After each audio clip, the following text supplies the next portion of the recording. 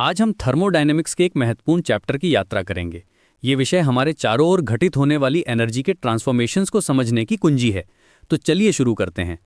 Thermodynamic systems और उनके प्रकार। सबसे पहले समझते हैं कि थर्मोडायनेमिक सिस्टम क्या होता है। ये एक ऐसा असेंबली है जिसमें बहुत बड़ी संख्या में पार्टिकल्स होते हैं, जैसे एटम्स या मॉलिक्यूल्स। इस असेंबली का एक निश्चित प्रेशर, वॉल्यूम और टेम्परेचर होता है। सिस्टम के बाहर जो कुछ भी है और जो सिस्टम को प्रभावित करता है उसे सराउंडिंग्स कहते हैं। सिस्टम और सराउंडिंग्स के बीच जो सीमा होती है उसे बाउंड्री कहते हैं। सिस्टम्स को 3 कैटेगरीज में बांटा जाता है। ओपन सिस्टम में मैटर और एनर्जी दोनों का एक्सचेंज हो सकता है। क्लोज सिस्टम में केवल एनर्जी का एक्सचेंज होता है, मैटर का नहीं। आइसोलेटेड सिस्टम में न तो मैटर का और न ही एनर्जी का एक्सचेंज होता है। Bullet points. थर्मोडायनेमिक सिस्टम में लार्ज नंबर ऑफ पार्टिकल्स होते हैं। सिस्टम, सराउंडिंग्स और बाउंड्री 3 मुख्य कंपोनेंट्स हैं। ओपन, क्लोज्ड और आइसोलेटेड 3 प्रकार के सिस्टम्स होते हैं। एनर्जी और मैटर एक्सचेंज के आधार पर क्लासिफिकेशन होती है। MCQ questions. 1. थर्मोडायनेमिक सिस्टम में क्या होता है? A. केवल एटम्स, B. केवल molecules, C. Large number of particles, D. केवल एनर्जी। 2. क्लोज सिस्टम में क्या एक्सचेंज हो सकता है? A. केवल मैटर, B. केवल एनर्जी, C. दोनों, D. कुछ नहीं। 3. सिस्टम के बाहर का हिस्सा क्या कहलाता है? A. Boundary, B. Surroundings, C. Environment, D. External. 4. Isolated system की विशेषता क्या है? A. Energy exchange, B. Matter exchange, C. कोई एक्सचेंज नहीं, D. दोनों एक्सचेंज। 5. सिस्टम और सराउंडिंग्स के बीच की सीमा को क्या कहते हैं? A. Border, B. Boundary, C. Limit, D. Edge. Thermodynamic equilibrium और जीरोथ लॉ। अब बात करते हैं इक्विलिब्रियम की। जब किसी सिस्टम के मैक्रोस्कोपिक वेरिएबल समय के साथ नहीं बदलते तो वो थर्मोडायनेमिक इक्विलिब्रियम में होता है। थर्मल इक्विलिब्रियम का मतलब है कि 2 सिस्टम्स का टेम्परेचर सेम है। जीरोथ लॉ ऑफ थर्मोडायनेमिक्स एक फंडामेंटल प्रिंसिपल है। ये कहता है कि अगर 2 सिस्टम्स A और B अलग अलग तरीके से एक तीसरे सिस्टम C के साथ थर्मल इक्विलिब्रियम में रहें तो A और B भी आपस में थर्मल इक्विलिब्रियम में होंगे। इस लॉ को R.H. फाउलर ने 1931 में फॉर्मुलेट किया था।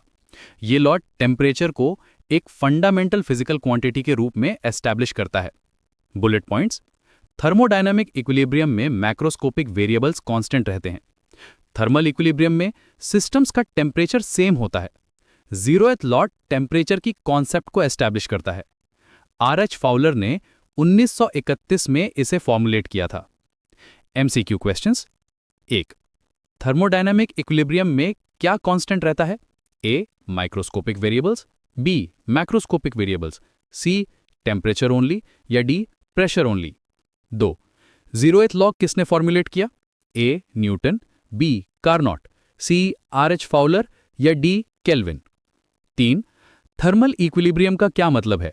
A. Same pressure, B. Same volume, C. Same temperature या D. Same energy. 4. Zeroth law कब फॉर्मुलेट हुआ? A. 1930, B. 1931, C. 1932 या D. 1933। 5. जीरोथ लॉ क्या एस्टैब्लिश करता है? A. Energy conservation, B. Temperature concept, C. Heat transfer या D. Work done. Internal energy, heat और work. अब आते हैं एनर्जी के डिफरेंट फॉर्म्स पर। इंटरनल एनर्जी किसी सिस्टम की टोटल एनर्जी है जो मॉलिक्यूलर मोशन और मॉलिक्यूलर कॉन्फ़िगरेशन के कारण होती है। यह सिस्टम के पार्टिकल्स की काइनेटिक और पोटेंशियल एनर्जी का सम है। हीट वो एनर्जी है जो सिस्टम और एनवायरनमेंट के बीच टेम्परेचर डिफरेंस के कारण एक्सचेंज होती है। ये एनर्जी ट्रांसफर का एक मेथड है। वर्क भी एनर्जी ट्रांसफर का एक तरीका है, लेकिन ये फोर्स और डिस्प्लेसमेंट के थ्रू होता है। यहां एक इंपॉर्टेंट कन्वर्जन फैक्टर याद रखें। 1 calorie heat energy equals 4.186 joules, जो अप्रॉक्सीमेटली 4.2 जूल्स के बराबर है। Bullet points. Internal energy equals molecular kinetic जोड़ potential energy. Heat equals energy exchange due to temperature difference. Work equals energy transfer through force and displacement. 1 calorie equals 4.186 J और 4.2 J. MCQ questions. Internal energy क्या है? A. केवल kinetic energy, B. केवल potential energy, C. Total molecular energy या D. Heat energy. 2. Heat किस कारण से transfer होती है? A. Pressure difference, B. Volume difference, C. Temperature difference या D. मास डिफरेंस। 3. एक कैलोरी कितने जूल्स के बराबर होती है? ए 4.0 जे, बी 4.186 जे, सी 5.0 जे या डी 3.5 जे। 4. वर्क किसके थ्रू ट्रांसफर होती है? A temperature, B heat, C force and displacement या डी प्रेशर। 5. एनर्जी ट्रांसफर के कितने मेन मेथड्स हैं? ए 1, बी 2, सी 3 या D 4। First law of thermodynamics. First law of thermodynamics energy conservation का principal है। ये कहता है कि सिस्टम को दी गई हीट इंटरनल एनर्जी में चेंज और सिस्टम द्वारा किए गए वर्क के सम के बराबर होती है। मैथमेटिकल फॉर्म में Q इक्वल्स डेल्टा U जोड़ W। ये लॉ बताता है कि एनर्जी न तो क्रिएट हो सकती है और न ही डिस्ट्रॉय हो सकती है, केवल एक फॉर्म से दूसरी फॉर्म में कन्वर्ट हो सकती है। ये यूनिवर्सल प्रिंसिपल है जो सभी एनर्जी ट्रांसफॉर्मेशंस पर अप्लाई होता है। Heat capacity, specific heat capacity और मोलर स्पेसिफिक हीट कैपेसिटी जैसी क्वांटिटीज इस लॉ से रिलेटेड हैं। वाटर का स्पेसिफिक हीट कैपेसिटी 4186 जूल्स या 4.186 जूल्स केल्विन है। Bullet points. First law equals energy conservation principle, Q equals delta U जोड़ W यानी mathematical expression. Energy can neither be created not destroyed. Water का specific heat equals 4186 joules kelvin. MCQ questions. 1. First law का mathematical form क्या है? A Q equals delta U minus W, B Q equals delta U जोड़ W, C Q equals W minus delta U, D W equals Q जोड़ delta U। 2. First law क्या represent करता है? A heat transfer, B work done, C energy conservation, D temperature change. 3. Water का specific heat capacity क्या है? A 4000 joules kelvin, B 4186 joules kelvin, C 5000 joules kelvin, D 3500 joules kelvin. 4. Energy के साथ क्या हो सकता है? ए क्रिएट हो सकती है, बी डिस्ट्रॉय हो सकती है, सी ट्रांसफॉर्म हो सकती है, डी सभी। 5. हीट कैपेसिटी क्या मेजर करती है? A temperature, B heat required for temperature change, C work done, D internal energy. Thermodynamic processes. अब विभिन्न थर्मोडायनेमिक प्रोसेसेस को समझते हैं। आइसोथर्मल प्रोसेस में टेम्परेचर कांस्टेंट रहता है। आइसोबैरिक प्रोसेस में प्रेशर कांस्टेंट रहता है। आइसोकोरिक प्रोसेस में वॉल्यूम कांस्टेंट रहता है। एडियाबैटिक प्रोसेस में कोई हीट ट्रांसफर नहीं होता। आइडियल गैस के लिए Cp और Cv के बीच एक इंपॉर्टेंट रिलेशन है, Cp minus Cv equals R। यहाँ R गैस कांस्टेंट है। Cp और Cv का रेशियो गामा से डिनोट किया जाता है। हर प्रोसेस में एनर्जी का बिहेवियर अलग होता है। जैसे आइसोथर्मल प्रोसेस में इंटरनल एनर्जी कांस्टेंट रहती है क्योंकि टेम्परेचर कांस्टेंट है।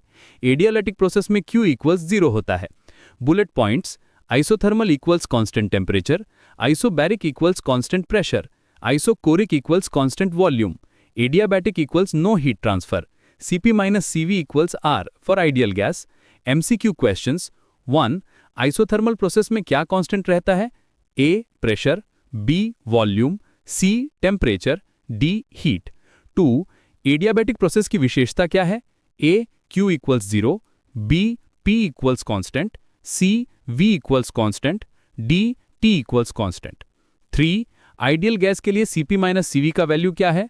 A 0, B R, C gamma, D 1।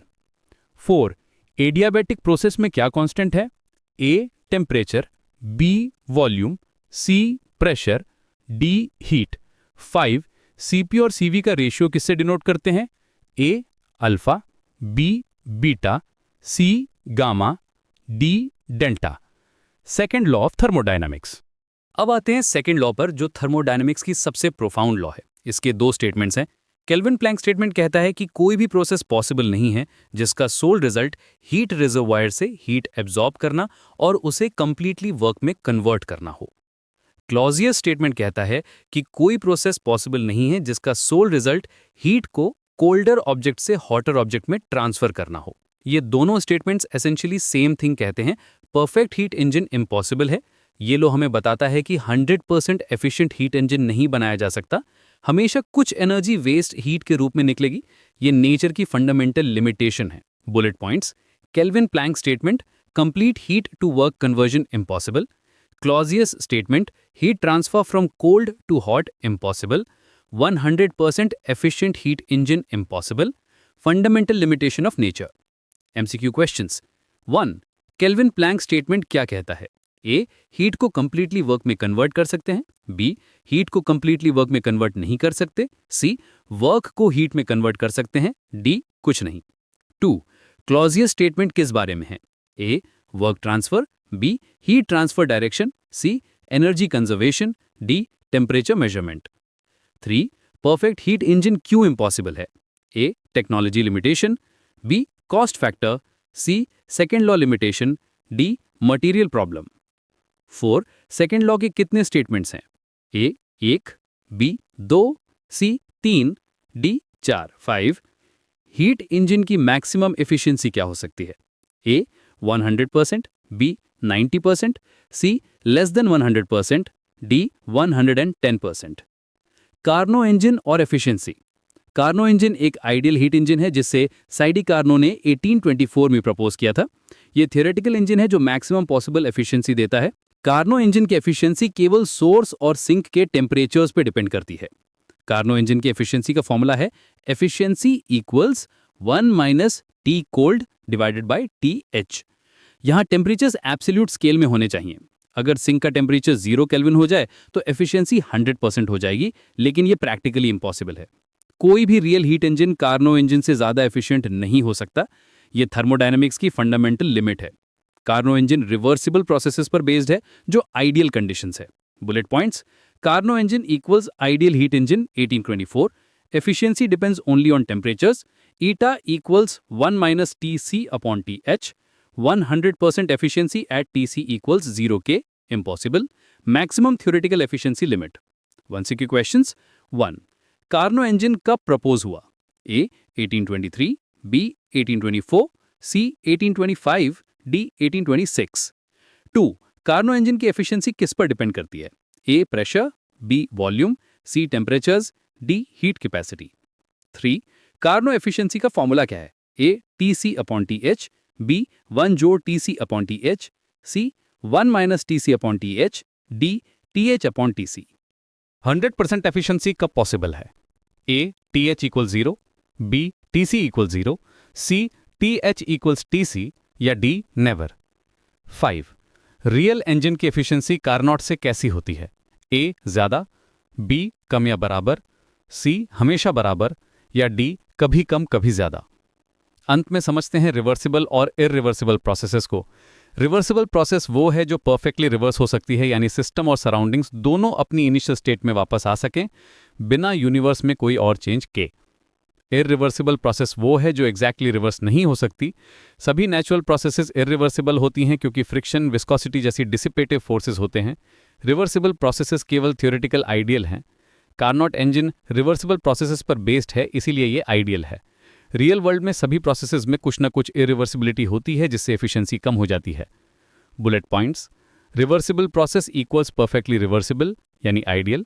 Irreversible process equals can not be exactly reversed यानी real. All natural processes are irreversible. Dissipative forces cause irreversibility. Carnot engine uses reversible processes. Many MCQ questions. 1. Reversible process की क्या विशेषता है? A. Fast होती है. B. Perfectly reverse हो सकती है. C. एनर्जी सेव करती है. D. चीप होती है. 2. सभी नेचुरल प्रोसेसेस कैसी होती हैं? A. Reversible. B. Irreversible. C. कभी रिवर्सिबल कभी इरिवर्सिबल या D. नीदर. 3.